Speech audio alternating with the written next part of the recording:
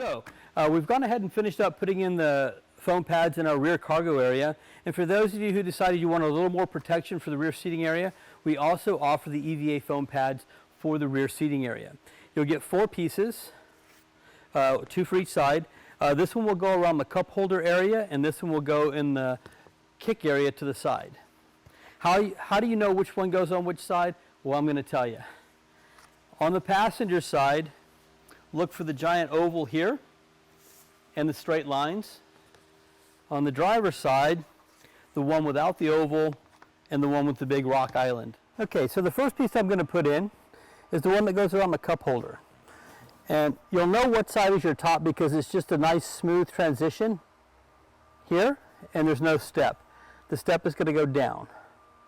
All right, it is a little difficult to get in here from this angle. I think I'm going to go ahead and come in from behind so I can get a little better angle on that and start putting it in. All right, the area I want to make sure lines up is this front section here. And it's going to be a lot easier for me to start adhering from the bottom. So I'm going to go ahead and peel up from the bottom.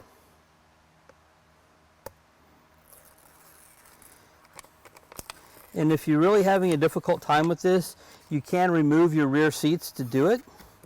But it is possible to do this with that rear seat installed.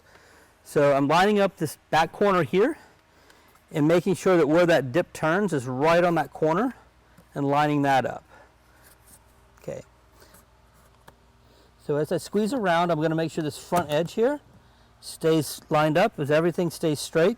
And there's about an 1/8 of an inch gap from the top edge here to where the top of your foam is going to be, if that helps you figure this out. So with that bottom wrapped and adhered, I'm going to go ahead and push everything down, make sure my line still stays good, and I know I'm clear to go ahead and pull out the rest of that backing. And what I like to do is go ahead and just start at the high point here in the center and make sure it's all the way adhered, and then work my way one direction and then work my way the other side.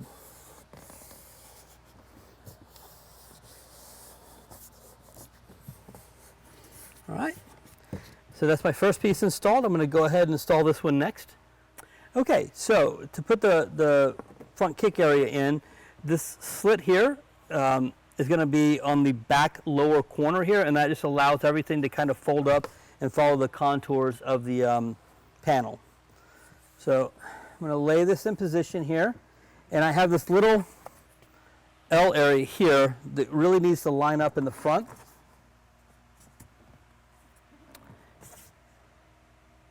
Okay, so I think this is about where I want it right here. So I think my best place to start in might be in this upper corner here.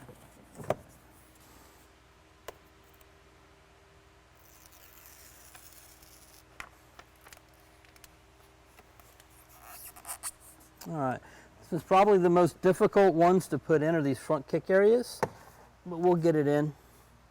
So again, I'm going to line up them about an 1/8 of an inch from the top here. And this little L shape here is very critical to get lined up, and it looks good here. So I'm just going to walk my hand up and press that corner into position. All right, everything still looks good all the way around. So I'm going to peel that backing off and start laying her in.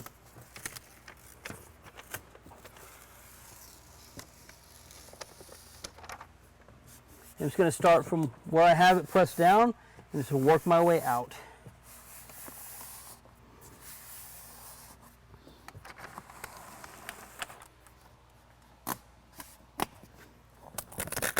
Okay, when you're down here where these bends are, go ahead and lift up on the edges and lay it down into the valley of the crease, and then put the edge down, and that'll make it follow that angle.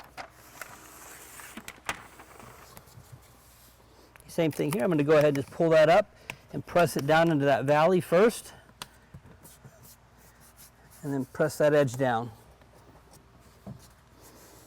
All right, so one more firm pressure on here and we should be good to go. Okay, so just like on the other side, where you have the smooth transition here, we'll go up in the little crook here will go to the bottom. All right. So I can see where my alignment, my fitment is. Everything looks pretty good here. Just like before, we have about an 1/8 of an inch gap from the top down to where the pad is going to be. So again, start at the bottom here.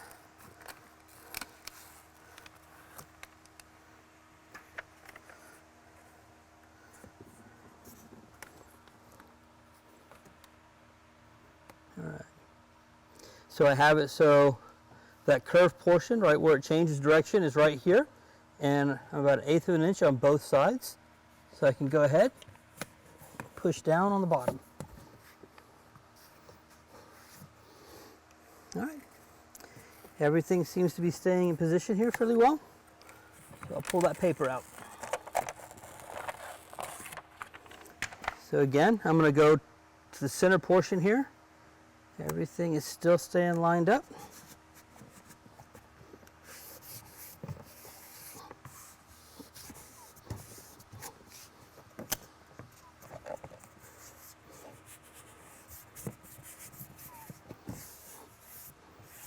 Okay, now the last panel, just like before, this slot is going to go down into the rear, and we'll line this up as our starting point down here.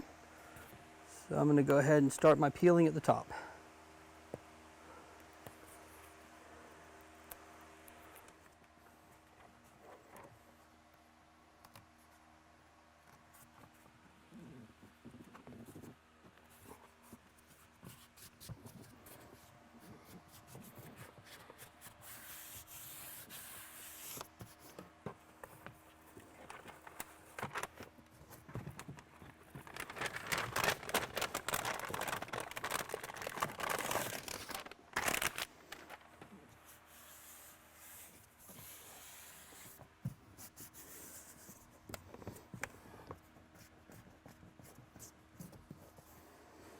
And there we are, all done.